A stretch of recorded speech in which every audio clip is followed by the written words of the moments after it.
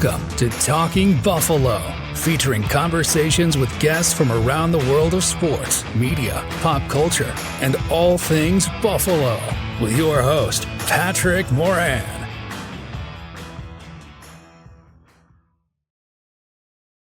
All right, what is going on, everybody? How you doing? Welcome to another episode of Talking Buffalo, your weekday daily driver for Buffalo Sports Talk and more. My name is Patrick Moran.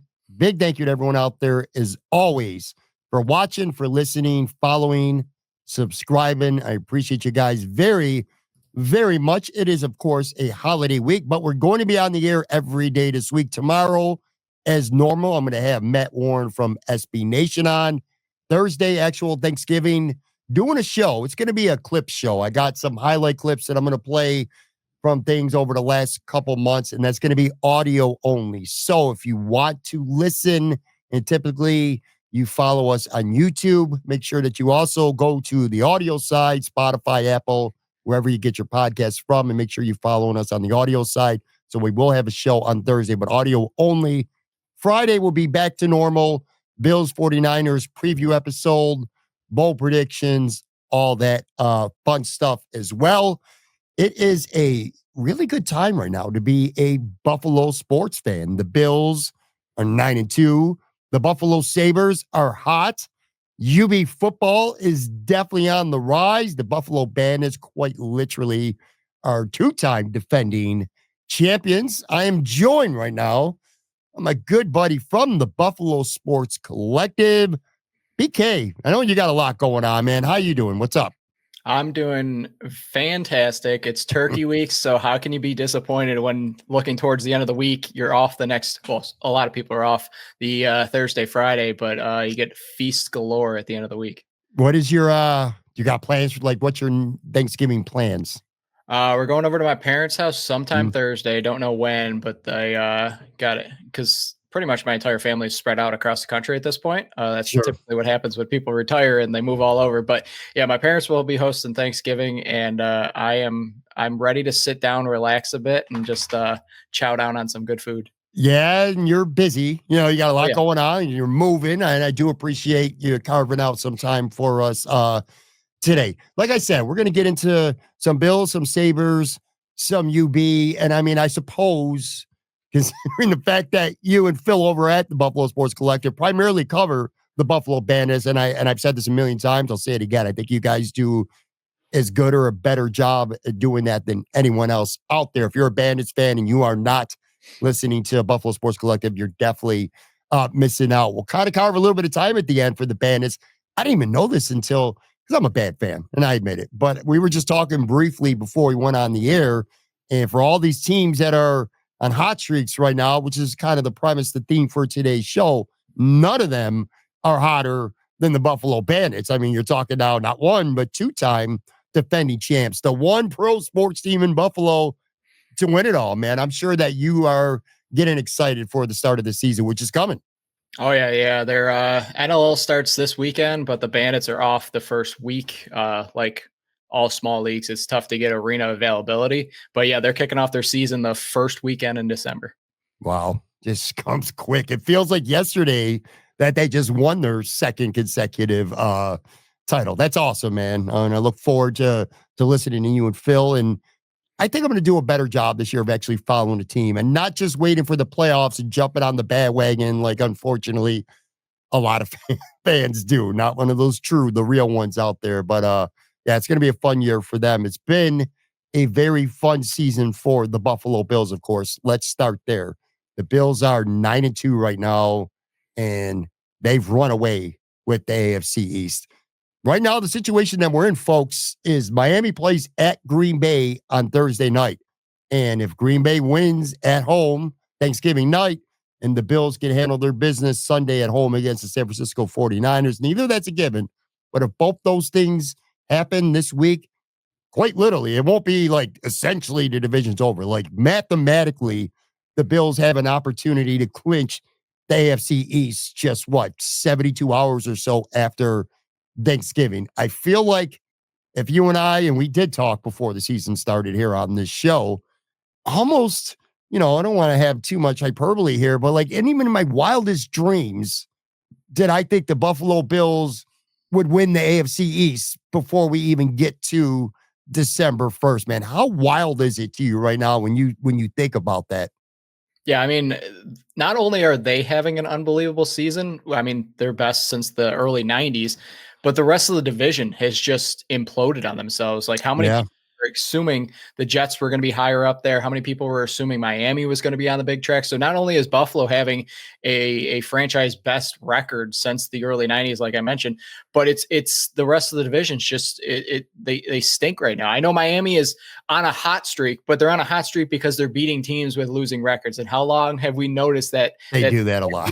with winning records, but they lose against teams with winning records? So I think it's like you said before the season. One of my bold predictions was they were going to be the 4th seed and a one and done in the playoffs, and that's looking less and less likely for good reasons. But yeah, I don't think anybody, even if the biggest optimist, could have predicted a 9-2 start with the possibility of clinching a division before December even kicks around.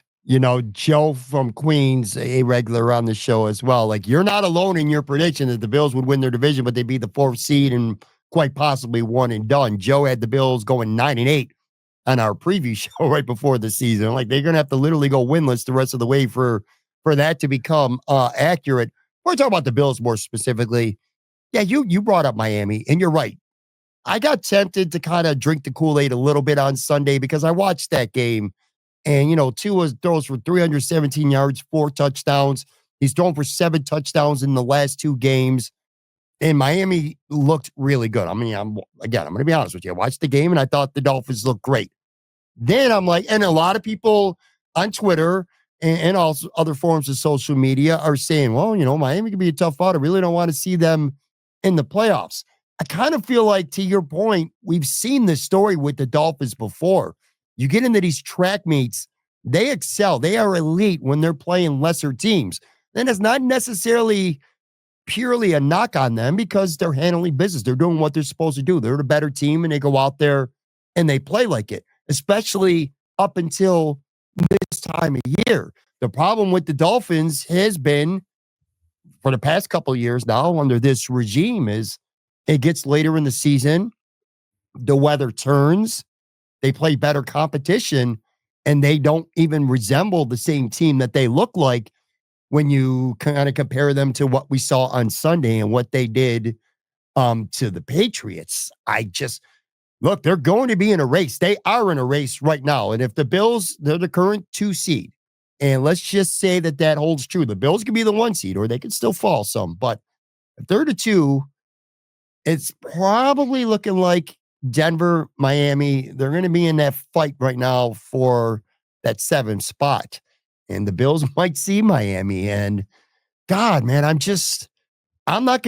not in on the Miami Dolphins because they've won 3 in a row right now. Like, I'm not worried about playing them. We've seen now, the Bills aren't going to do anything that Miami hasn't seen before. Maybe if that's the way you want to approach it, familiarity matters and stuff. But I don't know. You kind of feeling like the same way with Miami right now. It's like, I need to see you beat a good team and I need to see you do it in December and look good in cold weather before I take you serious.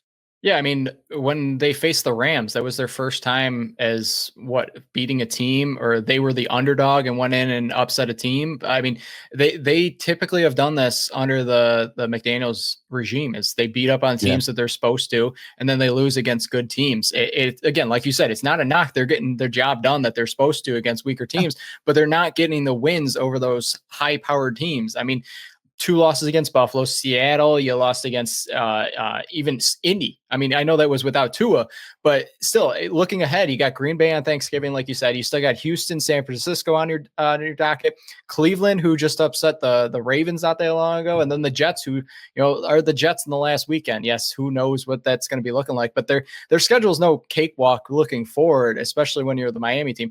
If they're lined up to, if everything falls right and Buffalo and Miami in the playoffs, I'm not going to be as worried as I would. I'm not trying to sound cocky or biased or anything.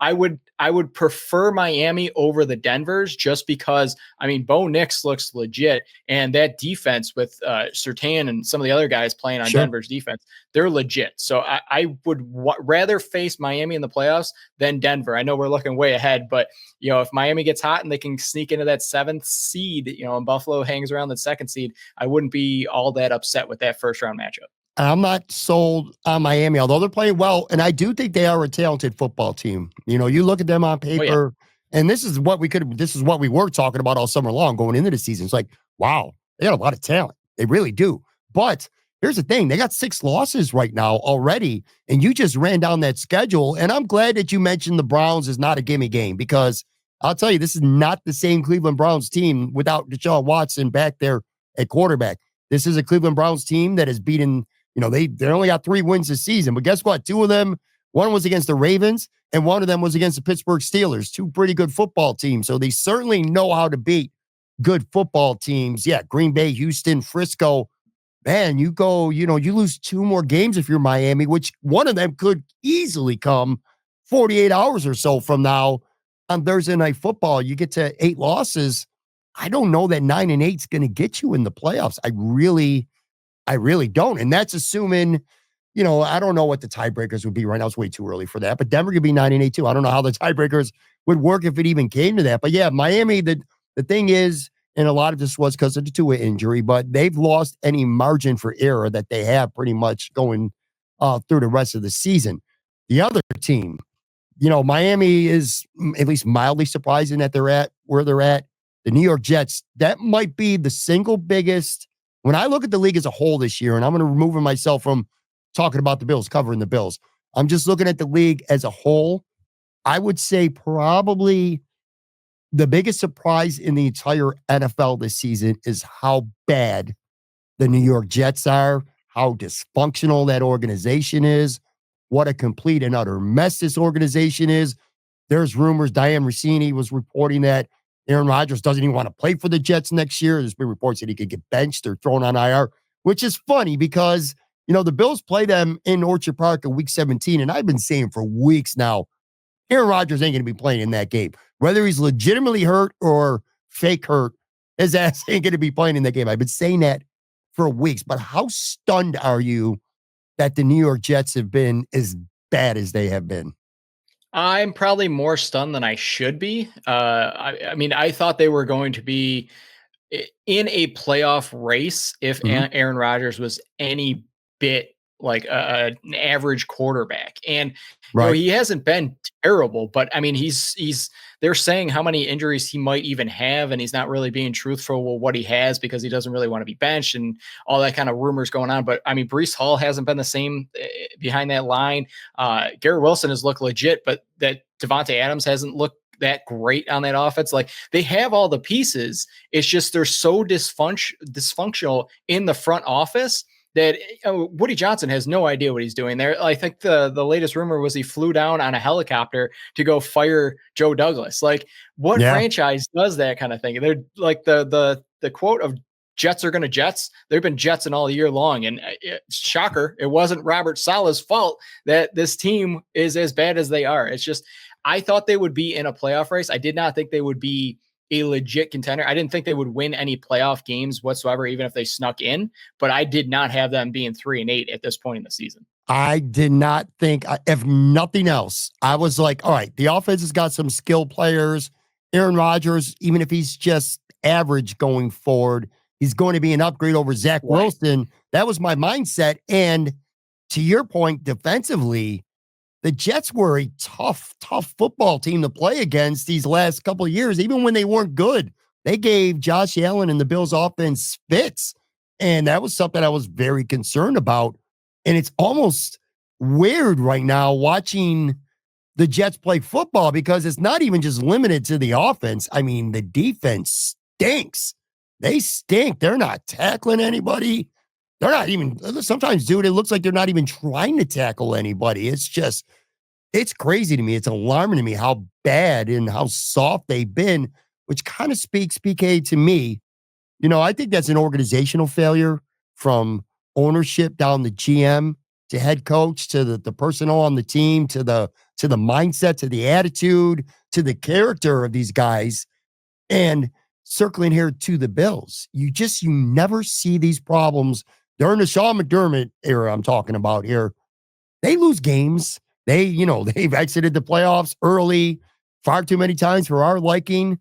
But one thing about the Bills is you don't ever see them finger point.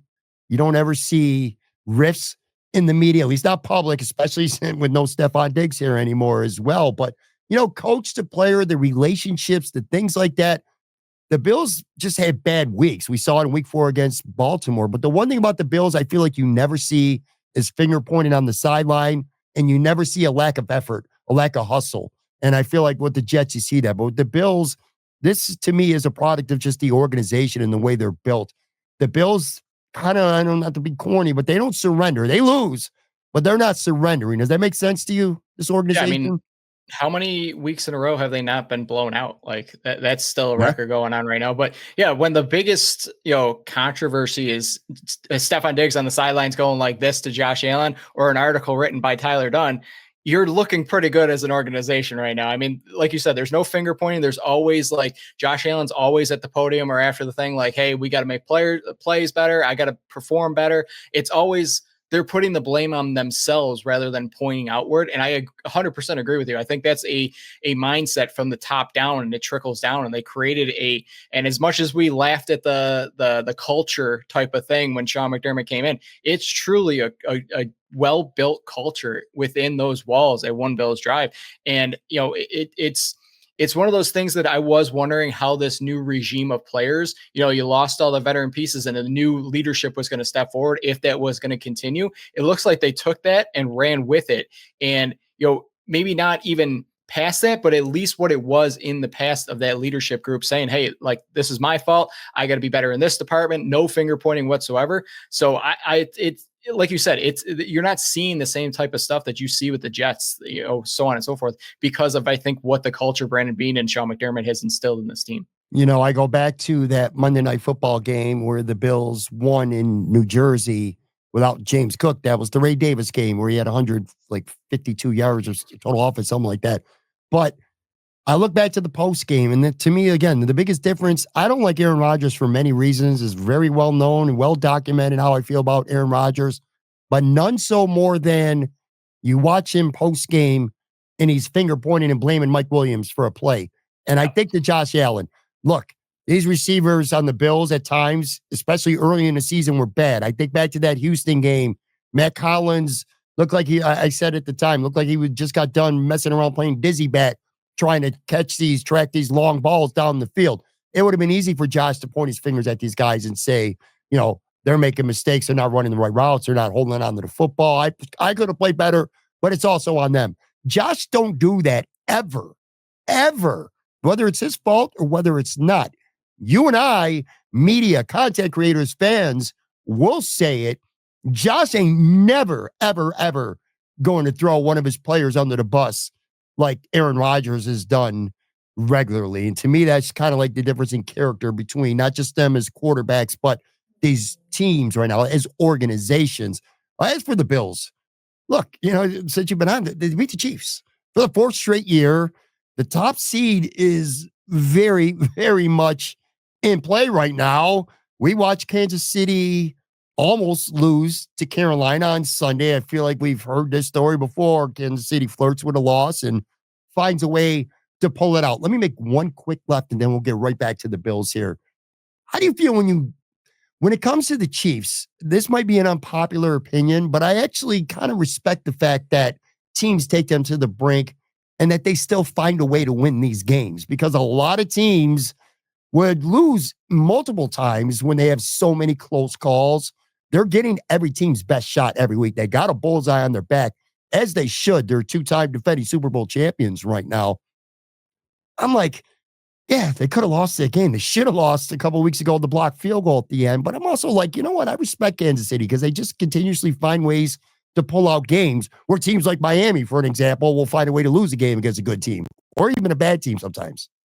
Yeah, well, at first they got to, whatever horseshoe they got stuck up their butt, I would like to find that horseshoe and stick it on my butt, because my God, like some of those ones, like a blocked field goal, like 35-yarder too. What happens? Like Yeah. It shouldn't happen. And it happens this year. Again, a lot of that is down to what they're able to do in those one-score games, winning those one-score games. They're so used to it. They're not fazed by it. A lot of teams that go into those type of matchups down in the late stretches and they clam up and they get nervous and they're not used to coaching and playing in that type of situation. That's all Kansas City's been doing the last 2 years. So you got to give them some credit by, winning those close games and being in every one of those competitive games. That's going to come in big time handy in the playoffs because a lot of playoff games are within one-score games. So is quote unquote lucky as they can be. And yes, there are times where, they're lucky.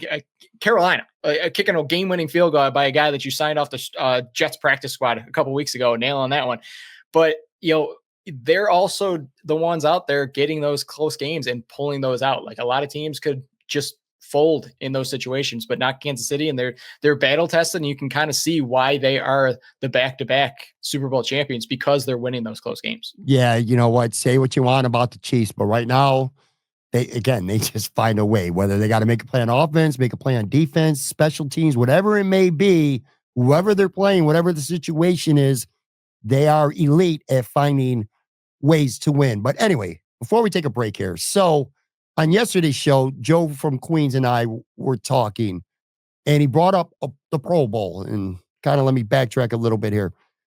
This offseason with the Bills, is it safe to say that the biggest concern was all this core leadership, these name players, these big name players the Bills lost? Guys who've been in Pro Bowls and made all pros before. Mitch Morse, Stephon Diggs too. Jordan Poyer, of course. Micah Hyde. I feel like we've said these names a million times. Trey White. Losing a lot of players. It's like, well, that's a lot of star power to be gone. And I know that's something that you and I and pretty much everybody was highly concerned about. So fast forward to this season, and it feels like this is a team without a lot of stars. Like, we thought the Bills could be good. Some people thought they'd be very good, but just like a different kind of good with, guys who aren't necessarily star players, so to speak. But he asked me about the Pro Bowl and put me on the spot. I didn't know he was going to ask me on the show yesterday. And he said, how many guys on this football team, let's pretend that the Pro Bowl actually matters and that you give a shit about it. And there's not 20 alternates. Like you got your first team, your second team, a full roster of Pro Bowlers for the AFC. How many guys from the Buffalo Bills would be on that Pro Bowl team? And kind of in real time, going through the exercise, I came up with no less than 6 and possibly up to 8.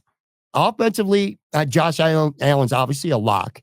Deion Dawkins is probably a lock because he's a perennial Pro Bowler at this point, and he's played well. James Cook's found the end zone 10 times, and we went through the running backs yesterday because I'm like, it doesn't seem like he's having a Pro Bowl year. But then I think we had Henry, Dobbins, God, I can't remember the other person, but it was somebody from the AFC who's having a good year. But we said we could get cooked at 4th spot if you keep 4 running backs. So that's 3 on offense. Defensively, Groot would be a lock. I think Teron Johnson, even though he's missed a month, I still think he's a lock. He's directly influenced multiple games, and he's an all-pro, and he's regarded as maybe the best slot corner in the NFL. So he's a Pro Bowler. And Christian Benford, to me, I think this has been his breakout year. His stats, his numbers are looking amazing. So those are my 6. And then I said possibly Spencer Brown on the offensive side and Terrell Bernard because he's such a splashy type player on the defensive side.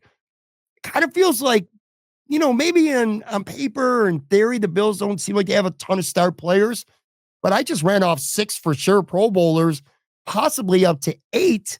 I can't remember the last time the Bills had 5 Pro Bowlers, let alone 6 or 7. You know what I mean? This has been a star-studded team this season. It just doesn't seem like it. You agree with that?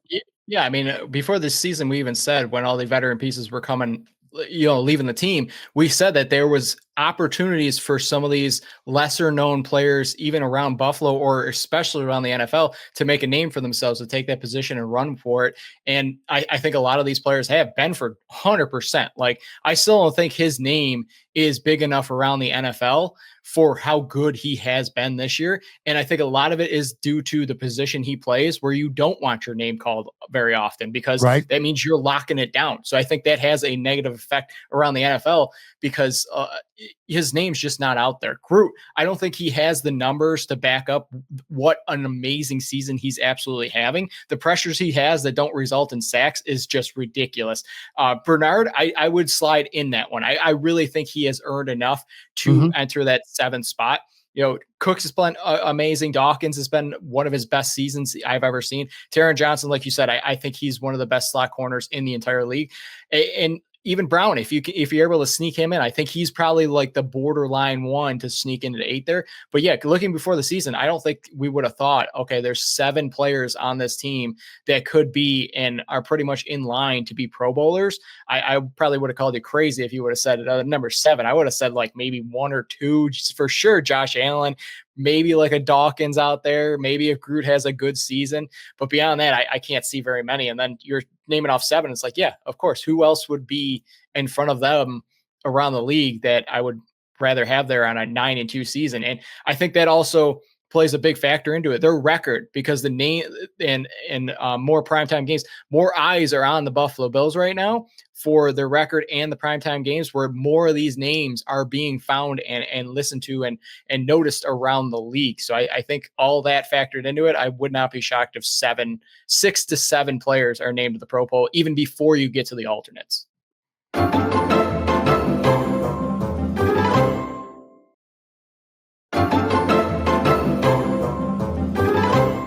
All right, I am back here with PK. We're going to talk some Sabres and UB in just a few minutes here. We're still on the Bills. And again, today's theme is kind of like these Buffalo sports teams right now really riding a high. It's a very good time to be a fan right now of Buffalo sports teams. And it feels good, to be honest with you, to be able to say that. So before the break, we're talking about potential Pro Bowlers.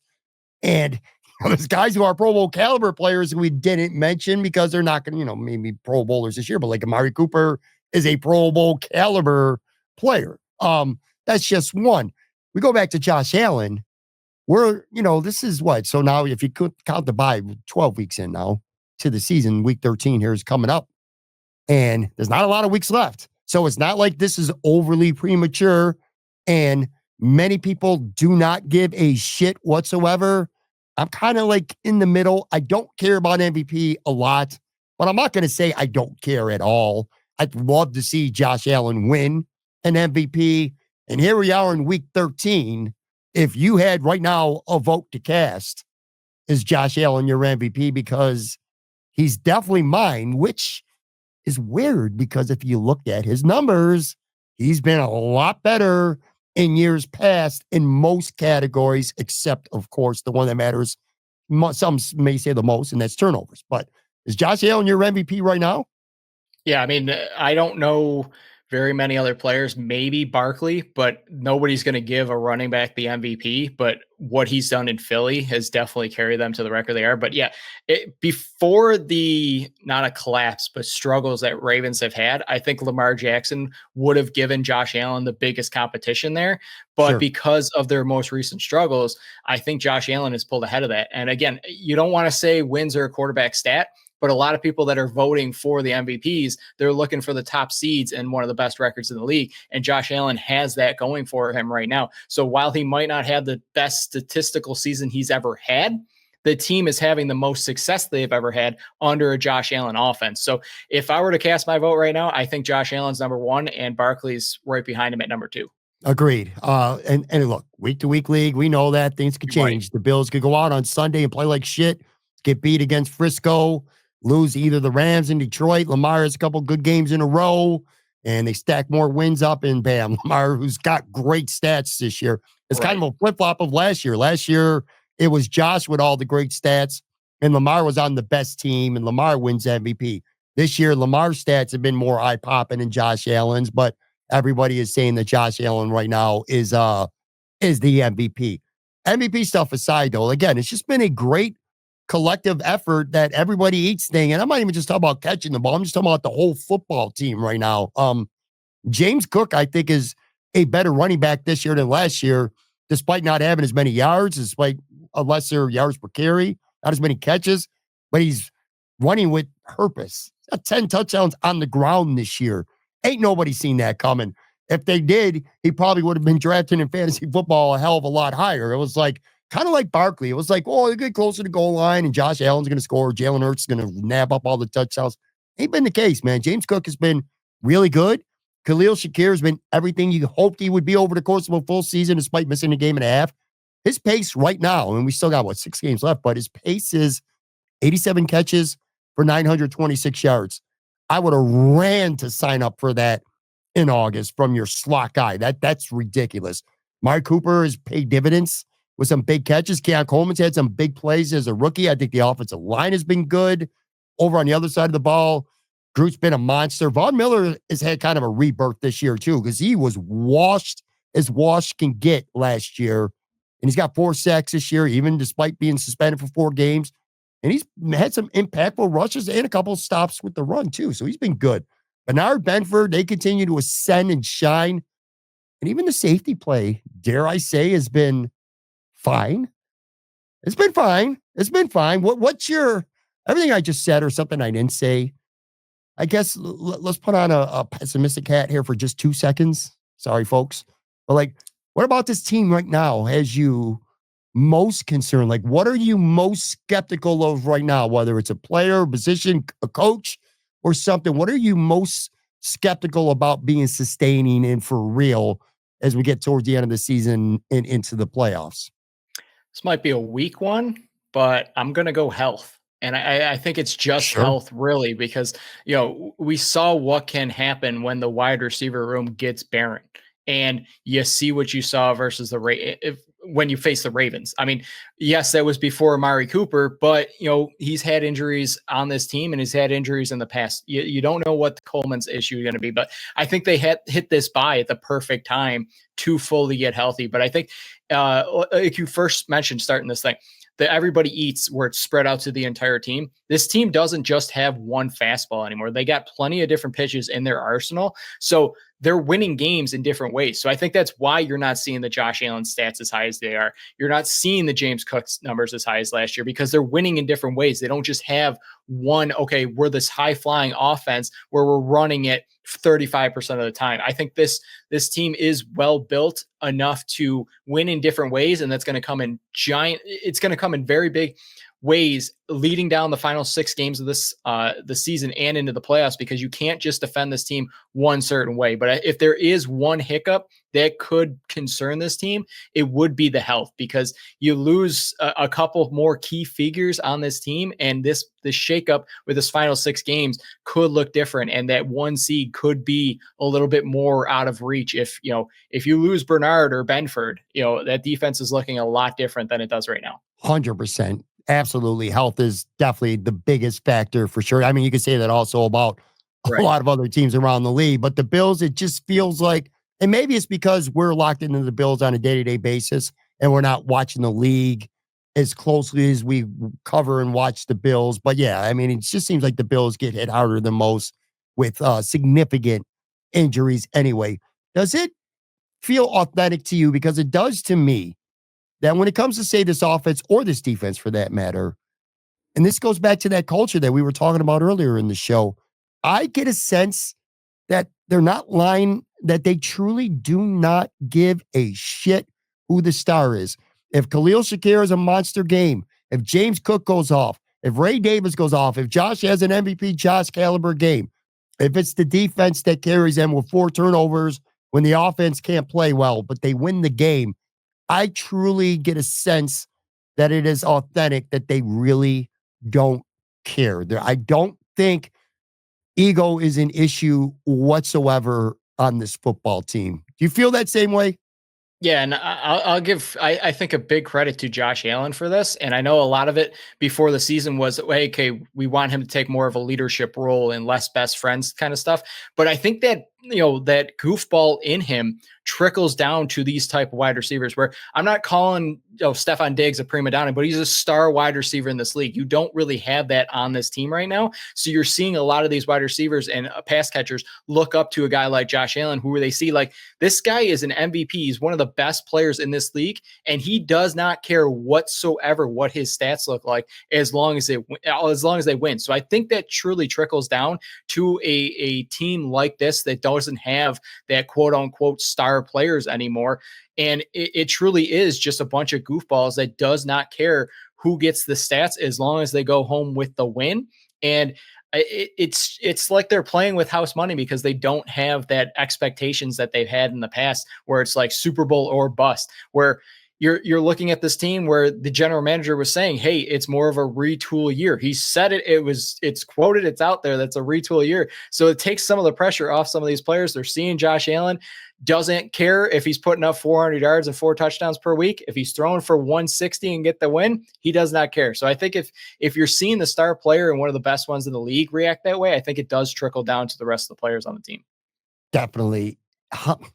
Because this team is 9-2, because they're good, has the goalposts moved for you? Has the expectations changed for you? Before the season, if we said, you know what, the Bills are going to be 11-6, and they're going to win the AFC East, they're going to win the wild card round game, and then they're going to get bumped by Kansas City or Baltimore, Houston, whether it's on the road or home, whatever, in round 2, I would have been like, you know what, you lost a lot of guys, a lot of transition, a lot of question marks going into this season. Will the offense be any good without Stephon and Gabe Davis? I'll take that. I'll consider that it's not what I want, but I would consider that a season where I wouldn't say it's a failure. Now, because of where they're at right now, and that the fact that they beat the Chiefs again, and they got they're up 2 games on Baltimore. They're up 3 games on Houston right now in the race for the 2, if not the 1.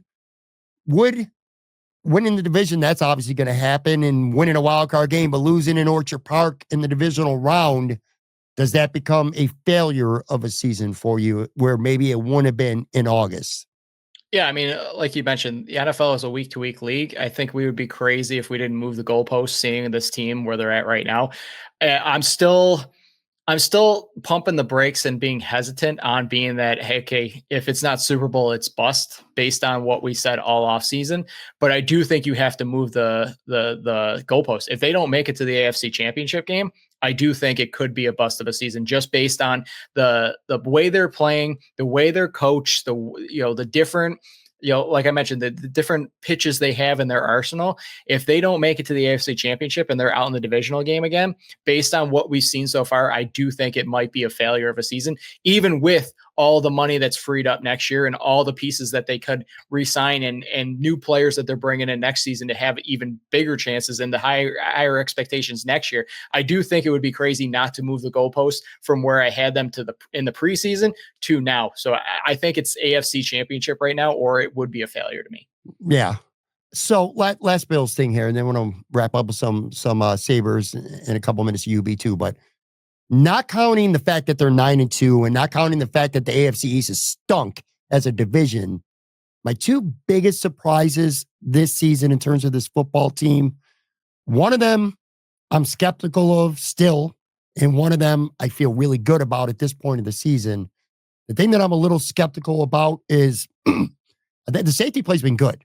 It's ranged from adequate to good. It's never been terrible, other than maybe the Houston game, which Taylor Rapp, I believe, did not play that game, right? Yeah, he didn't. Cole Bishop played that game. Cole Bishop, I love Cole Bishop, but I think highly of his future. He's not ready right now to start on this team. So you better hope that these guys stay healthy. Because, side note, I've been saying the whole time, if Micah Hyde's going to return to the Bills and they were going to sign him, it was probably going to be by the bye or during the bye week. And there weren't even no rumors of Micah Hyde signing. So it still could happen if it's an emergency injury situation. But that aside, these are your guys now, Rapp and Hamlin, for the rest of 2024. They've been fine. I still am a little concerned about them going forward. And we'll learn more in the coming weeks, starting even on Sunday. Jennings and Samuel, formidable. You got St. Brown and Jameson Williams. Hell, you got Nakua and Cooper Kupp coming up 2 weeks from now. And if the Jets aren't completely folded, of course, you got Wilson, you got Devontae Adams. Anyway, plenty of good receivers. They're still going to get tested. They've passed the test so far, but I'm still a little bit wary of the safeties. I don't know if that's sustainable. I think that, not counting health, to me, that would be the thing I'd be most skeptical of or worried about going forward. But what I think is sustainable in good in a surprising way is before the season started, receiver was the weak link to me on this football team. And if I would have told you, look, the receivers are not going to be an issue at all this year, and Dalton Kincaid's not really going to have a great season because to this point, he's been okay. That's all he's been is just okay. But the Bills pass catchers are fine. Amari Cooper, obviously, they picked him up. We didn't know that was going to happen in August, but he's a stud. Keon Coleman, to me, has been way better than I expected as a rookie. We talked about Khalil Shakir a little bit. The dude is just rock solid, steady, dependable, and deceptive, And then who's the last? Oh, Matt Collins. Look, I'm no Matt Collins guy as a wide receiver 1 or 2, but in the role of that 3 or 4 receiver, he's made some pretty big catches, even the last couple of weeks. So the pass catching without Dalton Kincaid, dude, has been really, really good, huh? Oh, yeah. Yeah. I mean, I think both of us had, when we ranked the positions before the season, I think we both had the wide receiver position way down, if not the least Absolutely. one. I think we had the safeties the least one, but the wide receivers were one of the worst ones that we had ranked. And like you said, Coleman, I think he's been way better than anybody envisioned him being. You add Cooper, yet Shakir has been, I think we all thought he was going to take that next step, but the dude is just, he's a pinball out there. He bounces off people. And then Matt Collins, like you said, he is one of those players that he was playing the wrong role to start the season because they did not have the weapons they needed. But if you need him to do a spot start on the outside, I don't mind it. But him playing the role that he is now as a 3-4 wide receiver, perfect. I mean, getting a few catches a game, getting a few deep looks a game, that's perfectly fine. But yeah, the wide receivers went from one of the biggest question marks on this team to one of the strengths on this team, as long as, Coleman comes back and Cooper stays healthy and so on and so forth. But I really like the weapons they have right now because there isn't a true number one. I think the wide receiver room is finally what they were clamoring all offseason to look like with the everybody eats kind of thing. But like you said, Kincaid hasn't been that great. But other players have stepped up in that place and the vacancy that I really thought Kincaid was going to step up to. But when you're as deep as they are at the wide receiver room right now, which is crazy to think about, when from what we started, I am very impressed and not super worried about what the wide receiver room looks like. And, having Josh Allen to be the one that's throwing them the balls, it does help a little bit. Just a little bit. It's just wild to me how deep this team is on both sides of the football. But you look at offense and sure, the fact they beat the Chiefs without Keon Coleman, without Dalton Kincaid, without Spencer Brown, without Matt Milano, who might be back at least maybe on a pitch count on Sunday, it's wild to me. These guys have just held it down. It's exciting, man. We're getting into December now, and we're legitimately excited about Buffalo Bills football, and that's great. For Bills fans only who've been watching and listening to the show, appreciate y'all for the first 42 minutes or so. Some of you might trickle off, but I know there's a lot of Sabres fans out there as well. A lot of Bills fans. We talked about this on the show a little bit yesterday, and Joe brought up a good question to me. I think there's a lot of Sabres fans out there that become bigger Sabres fans when the Bills season's over. Like you're following this, you're keeping your eye on the Sabres, not you, but a lot of people are kind of keeping your eye on the Sabres, but you kind of jump in and dive in a little more when Bills season's over. Like you only got enough emotional energy to be all in for one team when it's the Buffalo Bills are playing. But for those who have kind of been under a rock a little bit, the Sabres are hot, man. They started the season like shit. And I had a couple good rants on this show, but they're 11-9-1 now. They were 3-game California sweep. First time in like 31 years that happened. They're 7-2 in their last 9. Last year, they didn't have a 3-game winning streak until like late February. They've already had 3-game winning streaks right now. They only had 2 all of last year.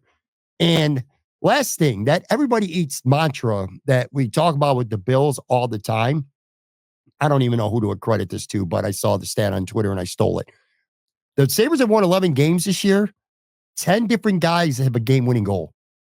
So, I mean, different guys are stepping up at the big moments and helping them win these games. Sabres, our Bills, I should say, moderate surprise what they are right now. How are you feeling about the Sabres? And look, it's only 21 games in. So we're at the quarter point of the season. They can fall real quick. We've seen it happen before where the Sabres start hot and go into the tank. So let's not get too far ahead of ourselves. But how promising is it right now for you to watch them go and win 3 games on the West Coast without Tage Thompson, by the way, far and away their best player? Where are you at right now with the Sabres? Because they're hot. They're in it at Thanksgiving. That's the biggest key right now, is because we haven't been able to say that in years and years and years. What always kills them is they get in these ruts in October, November, December, and they're not able to dig it out. I think WGR said on Monday, they said that last year at December 20th, I think they said they were 7 games out at the end, or 7 points out. At the end of the season, they were 7 points out. They weren't able to make up that ground. Yes, they started the season terrible. And we all said, like, after the European trip, man, what the heck is this team? They've been able to dig out of it and get into that position now. So if they're able to hang around that 3rd seed in their division or right around that wild card seed, they're able to withstand that. They're not having to dig out of those holes. And it's not just digging out of the holes, it's jumping over teams that they haven't been able to do in the past season. So being where they are right now before Thanksgiving, I couldn't be happier. And like you said, spreading it down when you're not relying upon one full line right now with Tage Thompson, Tuck, and like last year Skinner to carry them, and you're not getting anything out of Jack Quinn right now. I am very excited because it's the depth scoring that they're getting, and it's players that the Zucker signing. Who would have thought, like, $5 million? I was like, oh man, they had to overpay Zucker to come here. He's been unbelievable on the power play right now. He's been crucial on that top line power play. I'm very excited to see what this team's able to do. And it seems like I'm not fully buying in yet, but it seems like they're slowly and officially buying into the Lindy Ruff mantra right now, because, they're stopping the losing streaks at 1. And that's something they haven't been able to do for years. The past kind of prohibits you from getting too all in too quick and getting too emotionally invested. 2 years ago, this team surprised a lot, and they were exciting. They were fun to watch, and they almost made the playoffs. And I said, I'm ready to be heard again. I had high expectations going into last year, and they were terrible. They're much better this season so far, but I'm still guarded right now when it comes to this hockey team. That said, look, dude, they've been pretty damn good. Like I said, Tage didn't even play on this trip. He's got 11 goals in 16 games. Tage from 2 years ago is back. Alex Tuck's leading this team right now with 21 points in 21 games. Paterka's obviously been good. That whole line's been really good. Rasmus Dahlin had a really slow start to the year, man. I mean, I was really kind of down on him early on, but he's got 5 goals and 8 assists in 11 games this month there in November. He only had 6 points in all of October. And the new additions, you mentioned Zucker, he's been borderline phenomenal. Ditto for Ryan McLeod. And those 4th line guys, Malenstein, Lafferty, have been pretty damn well with playing with Krebs, when the injuries allow that line to be together as well. They still need, I think, another guy, because I don't know what the hell's going on with Jack Quinn. And that's just been an eyesore right now on this Sabres team. But the balance is there. And the vision for Kevin Adams, I'm sure he expected that second line to be better. Although Dylan Cousins has improved some recently, but that Cousins, Quinn, Benson, for now, that line is not playing that well. But the first line's been good in that bottom 6, which is kind of what Kevin Adams envisioned when he was building this team over the summer. I think kind of like dramatically improved from last year. Yeah, I mean, like you said with Dahlin, the October, I don't think he was fully healthy from whatever nagged him in training camp. So I think you're seeing the fully healthy Dahlin now. And it goes back to, I liked what they're able to do with Tage Thompson here, where last year I think he either rushed back or they rushed him back and he was never the same. And you saw the start of the season, how healthy he was. I love that they're taking that extra time. Yes, they quote unquote said he was day to day, and it's been over a week now. But you go to the West Coast trip, you beat 3 teams that, especially the Sharks and why am I blanking on the team they beat on Friday? Anaheim. Anaheim. You're supposed to beat those teams, but getting the 1-0 victory versus the Kings that was a tone setter coming out there. And sweeping a West Coast trip is never easy, but doing it without Tage Thompson and being able to let him rest and come back fully healthy from this, I think is critical, especially because I came out of my podcast and went, if Tage Thompson's out any significant amount of time, the season's done. Like, there's no way they can counteract this with Tage Thompson. You saw what they were able to do without him. I think they won 4 of the 5 games without him in the lineup. I absolutely loved it. And talking about McLeod, I think this is a big indication of why you shouldn't value prospects as high as some people around Buffalo do, because he is the pinpoint perfect third line center that this team needed. And when Tage Thompson was out and he was able to go to that top line, I loved that connection he had with Alex Tuch. So yes, I don't think the numbers are going to be able to be, I don't think he's going to be able to keep up the averages that he has right now, 6, and 12, but what you're able to get from a third line centerman like him, absolutely love it. And hopefully this allows Kevin Adams and the rest of the front office to be able to move out some prospects for the now talent. And I really hope that come, January and February, they are true buyers and don't overvalue their prospects, which I think they have done in the past, because they'll use McLeod as the perfect example of, hey, yes, maybe they'll end up losing it. And maybe Matt Savoy will go out to Edmonton and absolutely light it up. But you're looking at the here and now, and McLeod is that perfect example of why they needed a now player instead of waiting 3 or 4 years for their future to develop down in Rochester. One last thing too about this team. It's no secret that nobody wants to come to Buffalo right now. Like, these guys still have Buffalo on their no trade, when they have whatever clause they have, whether it's limited, full, whatever it may be. Guys just don't want to come to Buffalo right now. However, it is Thanksgiving week, and the Sabres, as things stand, at least as we record this, would be in the playoffs. And if you get to January, especially February, and the Sabres are very much in the mix, there's going to be veterans on underachieving teams that will waive that no trade, because the Sabres are going to be in a playoff spot or in the playoff mix. And if that happens, that's where you could go out and you could go get a legitimate, even if it's just a rental, but you can go get that top 6 forward to get in the lineup for Jack Quinn or whoever, an injury, whatever. You get what I'm saying. But there's guys who right now aren't interested still. They're not buying it. They're not going to waive their no trade to come to Buffalo in November. But if this team keeps playing hockey the way they are, that could change down the road. Going to be another tough week. It kind of feels like the norm when you say that with the Sabres in the NHL. But Wednesday night, Minnesota at home. Minnesota is one of the best teams right now in the league. Vancouver, Friday, that's another good team at home. Then they got to go right back to the road Saturday at the Islanders, who's always pesky. Then they got a 5-game homestand, but some really tough teams on that stretch too. Colorado, Winnipeg, Rangers. So, I'm not, so like I said, I know you're the same way as I am. I'm not sold yet on the Sabres, but I'm window shopping at least anyway. And it's definitely looking promising. One last thing before we get out of here too. I got to give them some props. We're talking Bills, talking Sabres. We do that all the time, especially when I have you on the show, because you're one of those guys who could actually hold court talking both teams, as opposed to my pure Bills guest here or pure hockey guest that only follow one team. But let me give a little bit of shine to UB football. They're 7, and I don't follow them on a week-to-week basis. I have been the last couple of weeks, but I'm not going to sit there and say I know this roster, this team from head to toe. I don't. But I'm going to give them some shine. They're 7-4. They're going to a bowl game.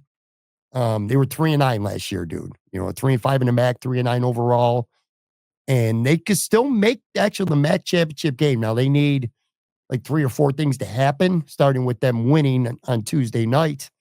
I'm not going to go through all the scenarios. It's not really matter all that much because there's a lot of them. But the point is that they're 7-4.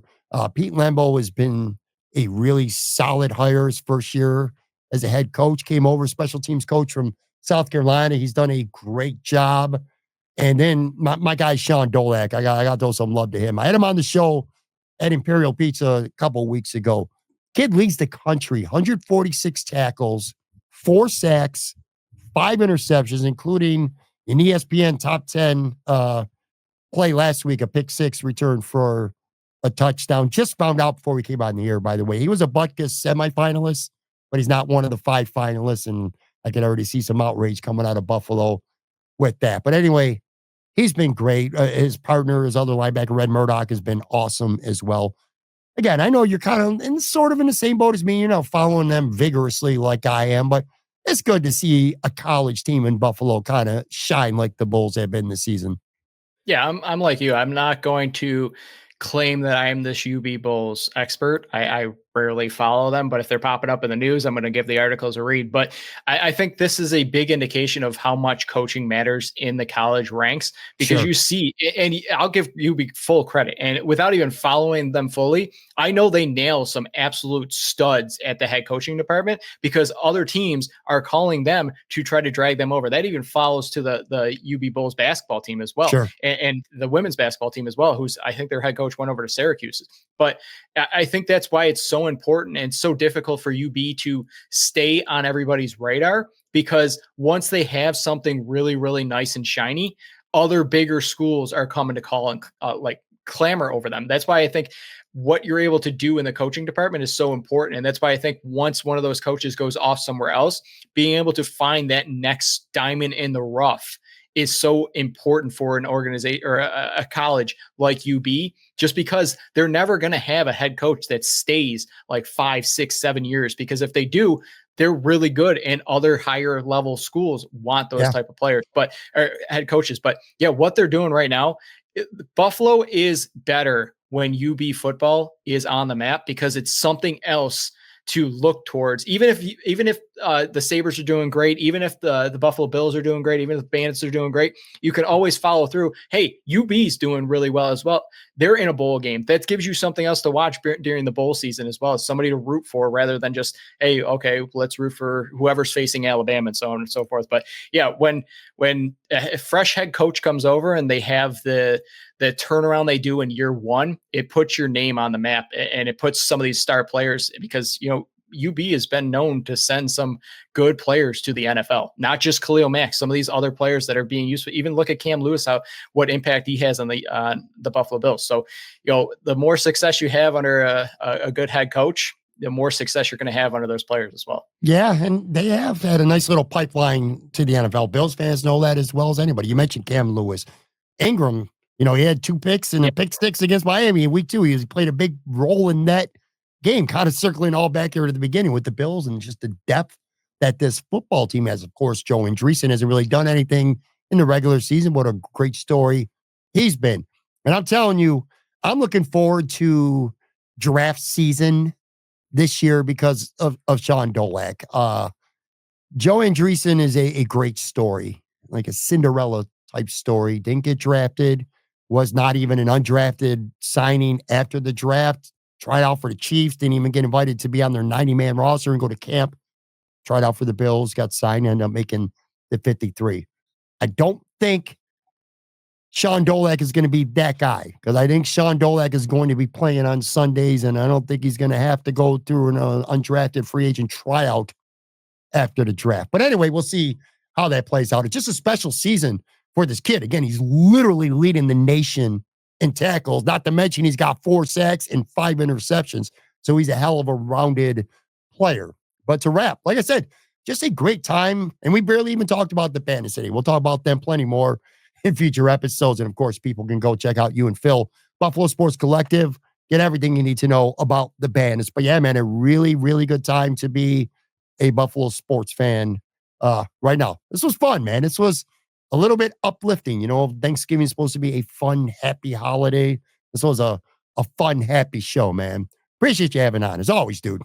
Oh, yeah. You got to take advantage of these times where all of Buffalo is riding on a high. Yeah, for sure, man. All right, I'll be back. A brand new episode. Matt Warren will join me. We'll start to look ahead, more specific to Bills 49ers on the show tomorrow.